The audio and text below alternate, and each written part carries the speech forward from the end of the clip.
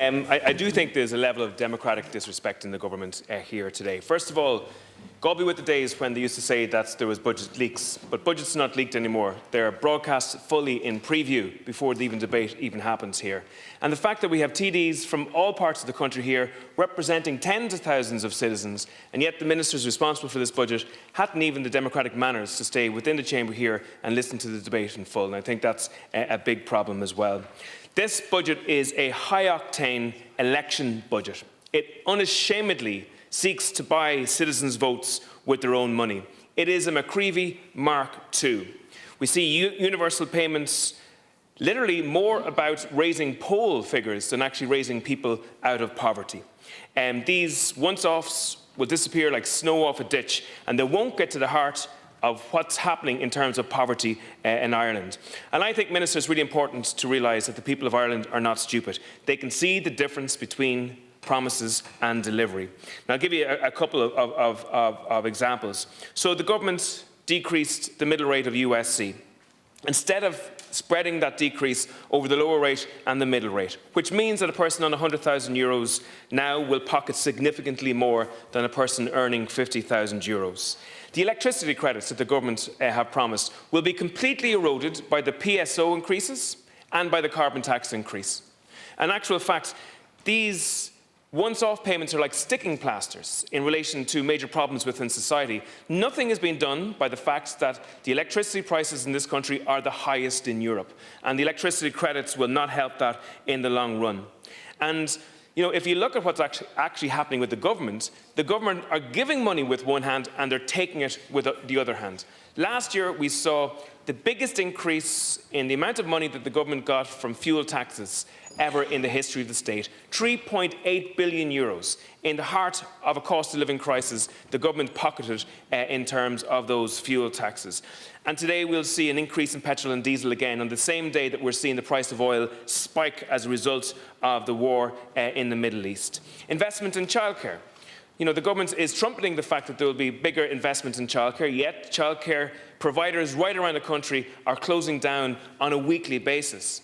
Parents have to book their children into a childcare unit when their child is born. In relation to the increase in child benefit for newborn babies, I agree wholeheartedly with that. AIM2 called for that to be given at the 4th month of pregnancy, because actually parents need that money before the baby is actually born, rather than after the baby is born.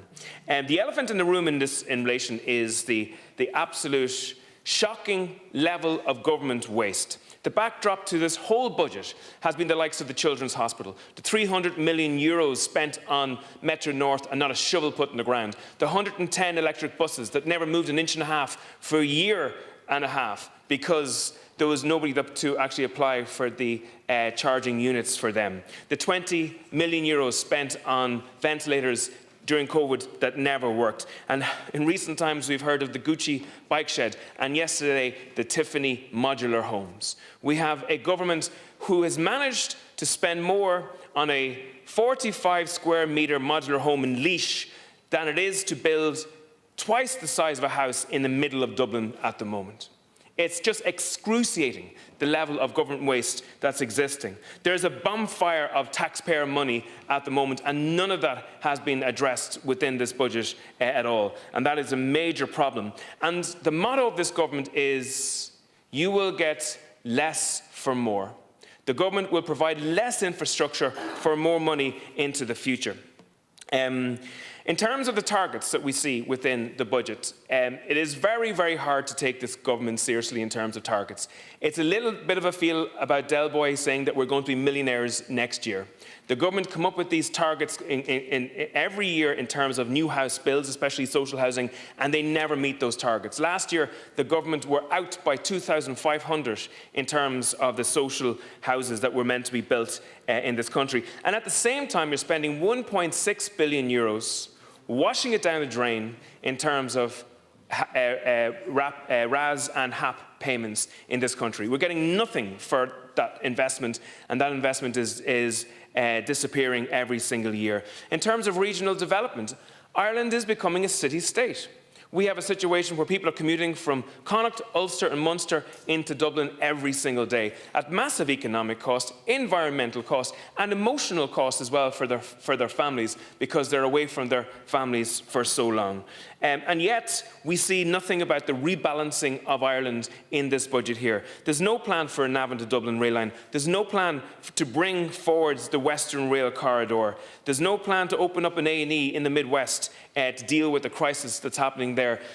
We had a promise for flood defences in Middleton in 2017, and there isn't even a planning application ready to go in to get those flood defences built yet. And in terms of investment around IPAS residents, still the majority of locations, 87% of the locations in which IPAS residents are housed at the moment, is in the hospitality sector. A full third of hotels outside of Dublin are now taken up with contracts with the state. Nothing in relation to dealing with that at the moment. No talk about consultation and engagement with communities. The authoritarian approach by the Minister in terms of that still continues. And in terms of the hospitality sector, which is on its knees and seeing pubs and restaurants close on a weekly basis, no talk of reduction to 9% in the VAT rate for that sector as well.